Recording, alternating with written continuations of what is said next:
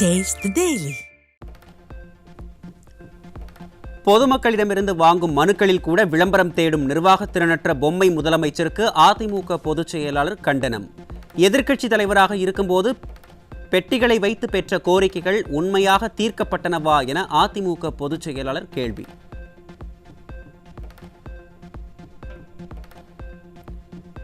ஒரு திட்டத்திற்கு பல்வேறு பெயர்களை சூட்டி மக்களை ஏமாற்றி விடலாம் என ஸ்டாலினும் அவரது கூட்டமும் நினைத்தால் 2026 சட்டமன்ற பொதுத் தேர்தலின் போது தமிழக மக்கள் தக்க பதிலடி தருவதற்கு தயாராக உள்ளார்கள். தமிழக மக்கள் விழித்துக் கொண்டு விட்டார்கள். இனி அவர்களை நீங்களும் உங்களது கூட்டாளிகளும் ஏமாற்ற முடியாது என அதிமுக பொதுச் செயலாளர் சாடல்.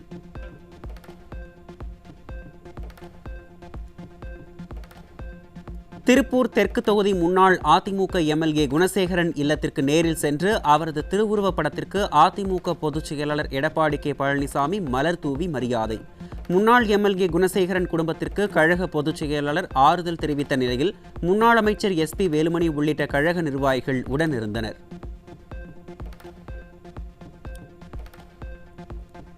கோவை புறநகர் தெற்கு மாவட்ட கழக எம்ஜிஆர் இளைஞர் அணி அலுவலகம் திறப்பு. முன்னாள் அமைச்சரும் அதிமுக தலைமை நிலைய செயலாளருமான SP வேலுமணி திறந்து வைத்தார்.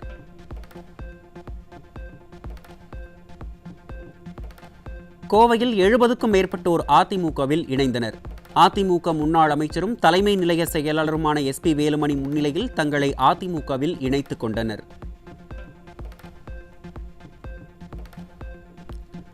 காஞ்சிபுரம் மாவட்டம் களக்காட்டூர் அருகே 11ஆம் வகுப்பு படித்து வரும் மாணவிக்கு கூட்டு பாலியல் தொல்லை கொடுத்த 3 மாணவர்கள் சிக்கினர். குளிர்பானத்தில் மதுபானத்தை கலந்து கொடுத்து கூட்டு பாலியல் வன்கொடுமை செய்ததால் பொதுமக்கள் அதிர்ச்சி.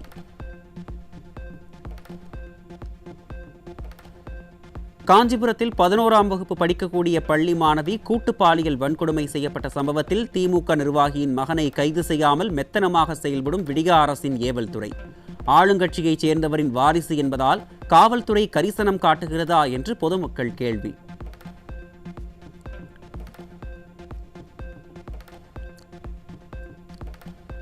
சேலம் மாவட்டம் ஆத்தூர் அருகே 2 மாணவிகளை கடத்திச் சென்று பாலியல் தொல்லை கொடுத்த 2 மீது போக்சோவில் வழக்கு பதிவு. நிர்வாகத்திறனற்ற ஸ்டாலின் ஆட்சியில் பெண்களுக்கு துளியும் பாதுகாப்பில்லாதது மீண்டும் நிரூபணம்.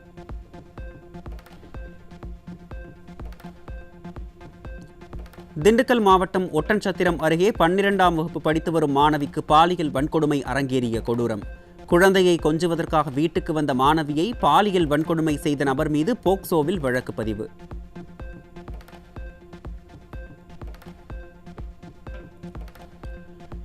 கன்னியாகுமரி மாவட்டம் மகாதானபுரத்தில் மனநலம் பாதிக்கப்பட்ட பெண்ணுக்கு பாலியல் தொல்லை கொடுத்த கூலி தொழிலாளி சிக்கினார். திறனற்ற ஸ்டாலின் ஆட்சியில் நாளுக்கு நாள் தொடர்ந்து அதிகரித்து வரும் பாலியல் குற்றங்களால் பெண்கள் அச்சம்.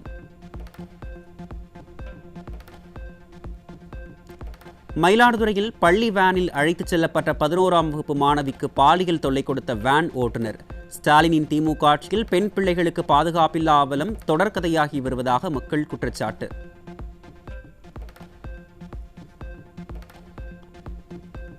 திருப்பூர் மாவட்டம் வெள்ளக்கோவில் அருகே ஆடு மேய்க்கச் சென்ற தம்பதி உடலில் காயங்களுடன் சடலமாக மீட்கப்பட்டதால் பரபரப்பு. தமிழகமெங்கும் சட்டம் ஒழுங்கு சந்தி சிரித்து வரும் நிலையில் அதனை வேடிக்கை பார்ப்பதுதான் ஸ்டாலின் மாடல் அரசா என மக்கள் கேள்வி. கடலூர் மாவட்டம் காட்டுமன்னார் கோவிலில் இளைஞர் மர்ம நபர்களால் வெட்டி கொலை. ஸ்டாலினின் மாடல் ஆட்சியில் காவல்துறை கும்பகர்ண தூக்கத்தில் இருப்பதால் கொலை சம்பவங்கள் சர்வசாதாரணமாக நடைபெறுவதாக மக்கள் குற்றச்சாட்டு.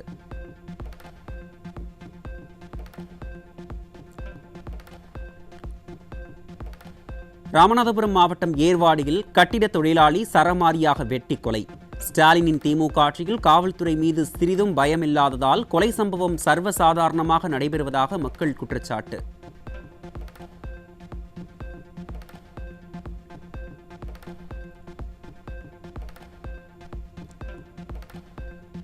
தமிழகத்தில் கடந்த 10 நாட்களில் சுமார் 44 கொலைகள் அரங்கேறிய அவலம். ஸ்டாலினின் மாடல் ஆட்சியில் சட்டம் ஒழுங்கு சந்தி சிரிப்பதற்கு இந்த கொலை சம்பவங்களே சாட்சி என மக்கள் குற்றச்சாட்டு.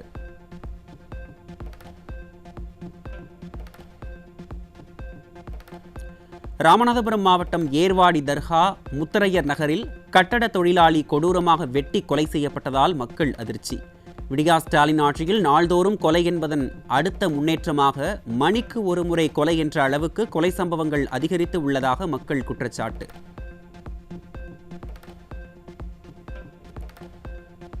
தமிழகத்தில் கடந்த ஜனவரி மாதம் முதல் ஜூன் 10ஆம் தேதி வரை 580 கொலை சம்பவங்கள் நிகழ்ந்திருப்பதால் பொதுமக்களிடையே அச்சம்.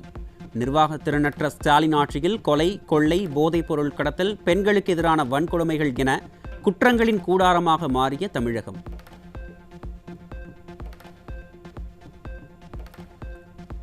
தூத்துக்குடி மாவட்டம் தாழமுத்துநகர் பகுதியில் இளைஞர்கள் வாழ்வை சீரழிக்கும் நோக்கில் போதை ஊசிகளை வைத்திருந்த இருவரிடமிருந்து 800 போதை ஊசிகள் பறிமுதல். போதையின் பாதையில் யாரும் செல்ல வேண்டாம் என கூறும் ஸ்டாலின், தமிழகமெங்கும் சரளமாக புழங்கும் போதைப் பொருட்களை தடுக்காதது ஏன் என மக்கள் கேள்வி. சென்னை திருவிக நகரில் குட்கா மற்றும் மாவா புகையிலை பொருட்கள் சிக்கியது. ஸ்டாலினின் திமுக ஆட்சியில் தமிழகம் போதைப் பொருட்களின் குடோனாக மாறி வருவதாக மக்கள் வேதனை.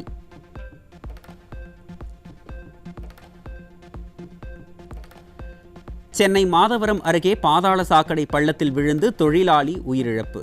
ஸ்டாலினின் அரசின் அலட்சிய போக்காலும் பாதுகாப்பற்ற முறையிலும் நடைபெறும் பணிகளாலும் இன்னும் எத்தனை உயிரிழப்புகள் நிகழப்போகிறதோ என மக்கள் அச்சம்.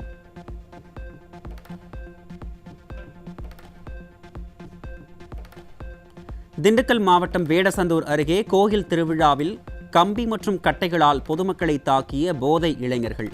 ஸ்டாலினின் திமுக ஆட்சியில் 24 மணி நேரமும் விற்கப்படும் மதுவால் இளைஞர்கள் சீரழிந்து வரும் அவலம்.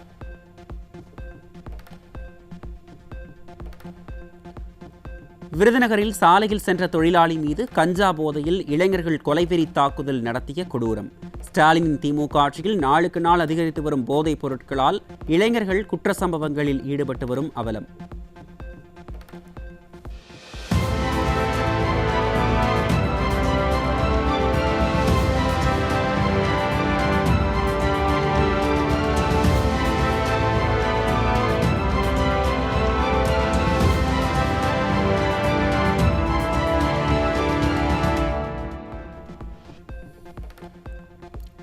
ராகிங் தடுப்பு விதிமுறைகளை பின்பற்றாத 5 தமிழக பல்கலைக்கழகங்களுக்கு UGC நோட்டீஸ்.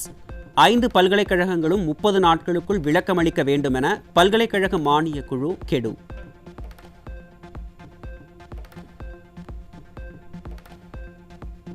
சாதி மதம் இல்லை என சான்றிதழ்கள் வழங்கும் வகையில் உரிய அரசாணையை பிறப்பிக்க வேண்டும். தமிழக அரசுக்கு சென்னை உயர்நீதிமன்றம் பரிந்துரை.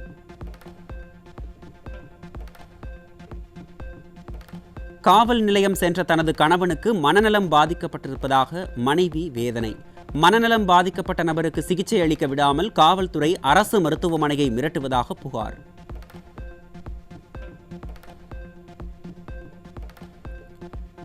தூத்துக்குடி மாவட்டம் வெள்ளப்பட்டியில் கடத்திச் செல்லப்பட்ட 1800 கிலோ ரேஷன் அரிசி பறிமுதல். ஸ்டாலினின் மாடல் ஆட்சியில் காவல்துறை கும்பகர்ண தூக்கத்தில் இருப்பதால் ரேஷன் கடத்தல் சம்பவம் தொடர்கதையாகி வருவதாக மக்கள் குற்றச்சாட்டு.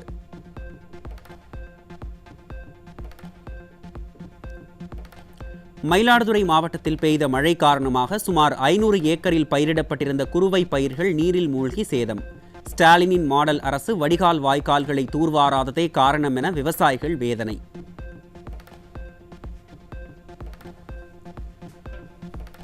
சேலம் மாவட்டம் மேட்டூர் அருகே 14 அம்ச கோரிக்கையை வலியுறுத்தி அரசு மருத்துவர்கள் சென்னை வரை பாத யாத்திரை. ஆட்சி அமைந்ததும் அரசு மருத்துவர்களின் ஊதிய கோரிக்கை நிறைவேற்றப்படும் என கூறிய ஸ்டாலின் வாக்குறுதியை நிறைவேற்றுவாரா என கேள்வி.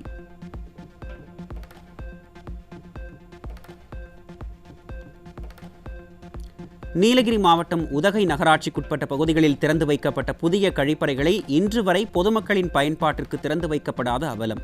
ஸ்டாலினின் மாடல் ஆட்சி, போட்டோ ஷூட் ஆட்சி என்பதற்கு இந்த சம்பவமே சாட்சி.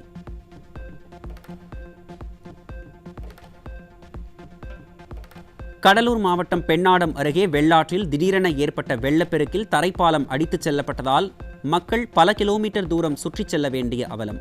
திறனற்ற ஸ்டாலின் அரசின் அலட்சியமே இதற்கு காரணம் என பொதுமக்கள் குற்றச்சாட்டு.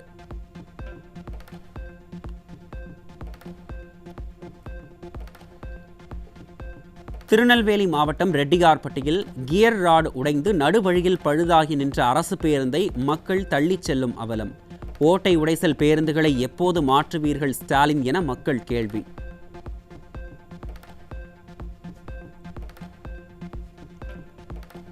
ஜூன் 14, 15 தேதிகளில் நீலகிரி மாவட்டத்திற்கு அதி கனமழைக்கான ரெட் அலர்ட் எச்சரிக்கை. இன்று கோவை மாவட்ட மலைப்பகுதிகள், நீலகிரி மாவட்டங்களில் மிக கனமழைக்கான ஆரஞ்ச் எச்சரிக்கை விடுத்துள்ளது சென்னை வானிலை ஆய்வு மையம்.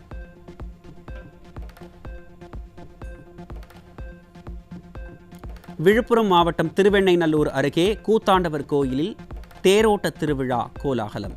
ஆயிரக்கணக்கான பக்தர்கள் கலந்து கொண்டு தேரை வடம் பிடித்து இழுத்து நேர்த்திக்கடன்.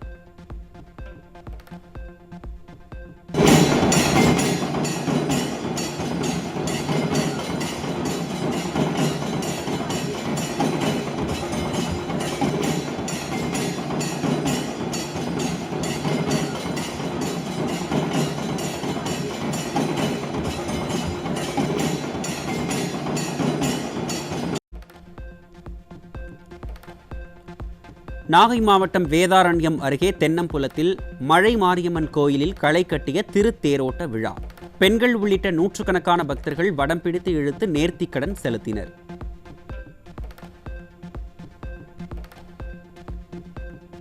திண்டுக்கல் ரெட்டியார்பட்டியில் காளியம்மன் கோயில் திருவிழாவில் பக்தர்களை மகிழ்ச்சியில் ஆழ்த்திய வள்ளி கும்மி நடனம். விருத்தம், வழிபாடு, தாளம் ஆகிய பாரம்பரிய முறையை சிதைக்காமல் நடனமாடி அசத்திய பெண் கலைஞர்கள்.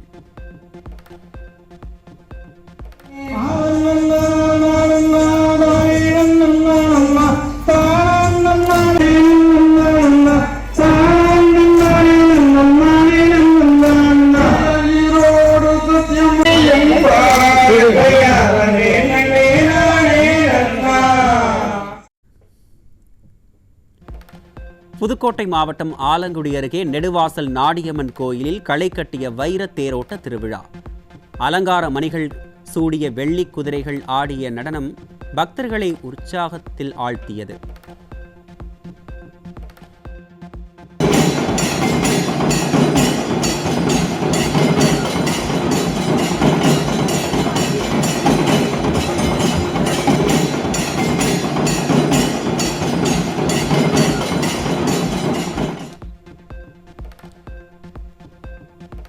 உலகத்திலேயே இந்தியாவில் தேர்தல் நடத்துவதுதான் சவால் மிகுந்ததாகவும் வெளிப்படைத்தன்மையுடன் நடைபெறுவதாகவும் தலைமை தேர்தல் ஆணையர் ஞானேஷ்குமார் தகவல். வாக்குப்பதிவு செயல்பாடுகள் குறித்து அரசியல் கட்சிகள், வேட்பாளர்கள், வாக்காளர்கள் மற்றும் காவல்துறை, ஊடகங்கள் ஆகியவை தணிக்கையாளர்கள் போல செயல்படுவதாகவும் கருத்து.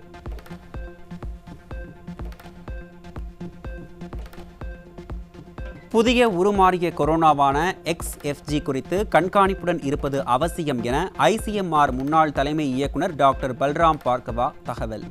கூட்டம் நிறைந்த இடங்களில் முகக்கவசம் அணிய வேண்டும் என அறிவுரை.